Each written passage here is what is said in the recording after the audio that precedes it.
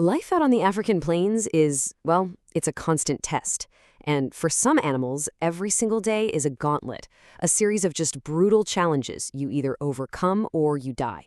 So, let's dive in. Let's really experience what it's like to run that gauntlet, from your very first breath to your very last. Okay, so you hit the ground, somewhere in East Africa. Your mother nudges you, she's urging you to get up, but your legs, they're completely useless. You try to push up, but they just shake and fold, dropping you right back into the dirt. But you have to try again, because out here, the rule is simple. If you can't stand, you can't survive. And the scent of your birth, that's basically an open invitation to every predator around. The clock is ticking. Your entire life is going to be defined by a series of these critical moments. We're going to follow your journey from these first vulnerable hours at birth, through the harsh lessons you learn at 8 months, the internal power struggles at age 2, the all-out fight for dominance at 5, and finally, the heavy burdens of being a leader at age 10. So let's start with your very first and most immediate challenge. The world is brand new to you, but believe me, it is already trying to kill you. So you push again, and this time you stay up, wobbling like crazy. You find your mother, and that first taste of milk, it steadies you.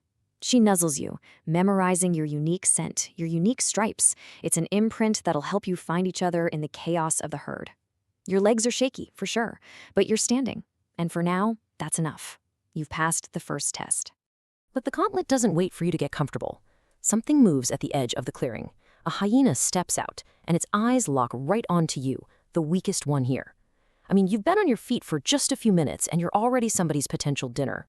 Instantly, the other zebras they shift closer, forming this wall of muscle and stripes. And this isn't just a passive defense, okay?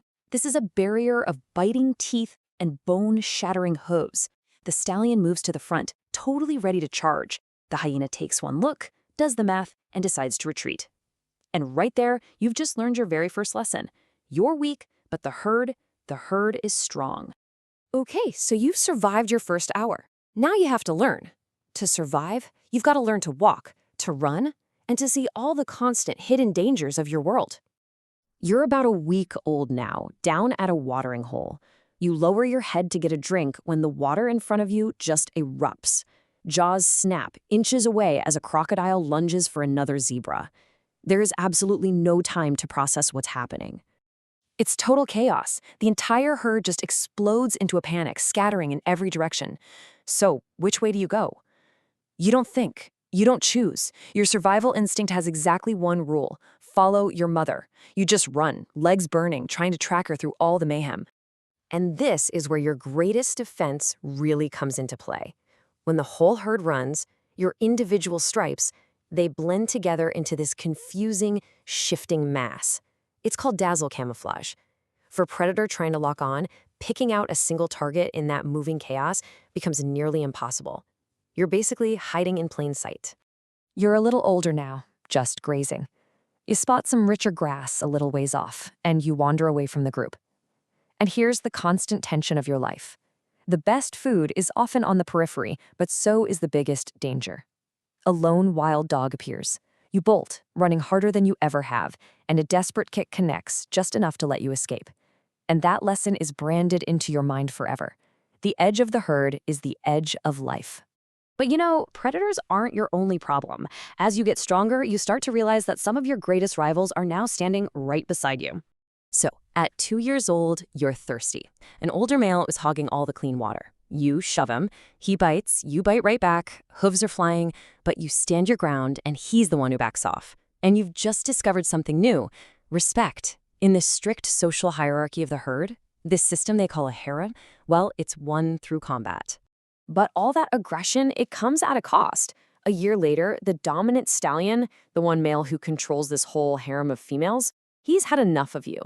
To eliminate any future rivals for his mates, he just charges, driving you and the other young males away from your family and away from safety. You're in exile now. And life on your own is way, way harder.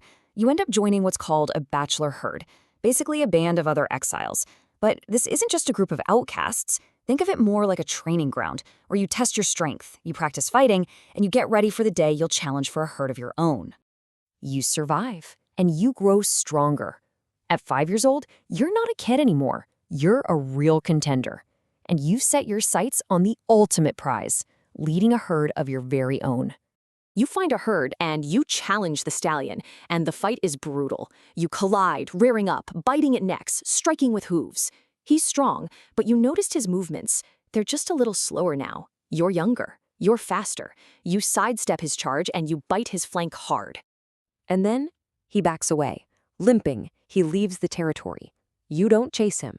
You're bleeding and completely exhausted, but you have won. You walk toward the females as they graze. You are now their leader.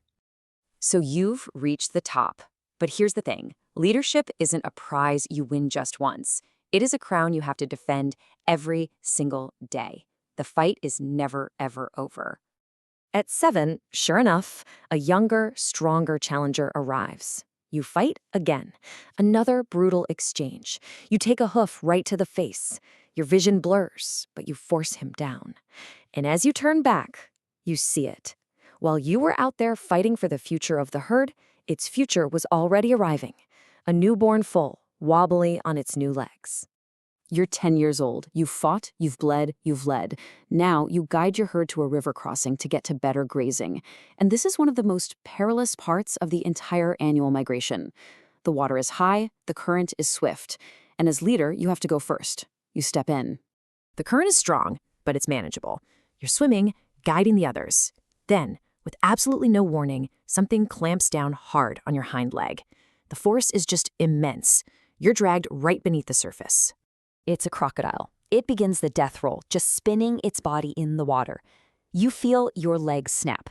Water rushes into your lungs. You thrash. You're fighting for the surface, but your movements get weaker and weaker. Everything just slows down. Your legs stop kicking. Your herd makes it to the other side. They move on, and your life, that endless gauntlet you ran from your very first breath, is over.